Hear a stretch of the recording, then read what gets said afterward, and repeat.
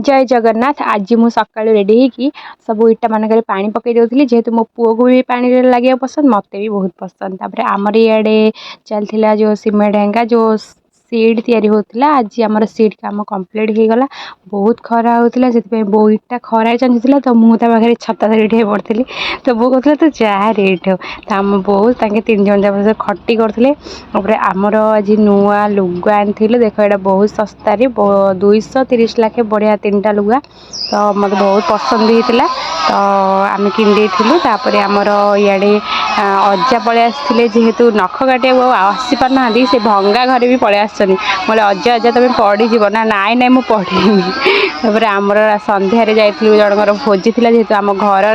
तो आम ठाकुराणी माँ केम देखा देखु तो आम गला आड़ू चली चली पलैलु जेहेतु बाबा भी जाते बैक पलैते तो आम घरे पहुँच जाइलु खाया पीया सारी देलु खाई सारी पुणी आम लिखिदेलु आम पलि आसलु घर को देखु आम बाबू को टे कैमेरा देखी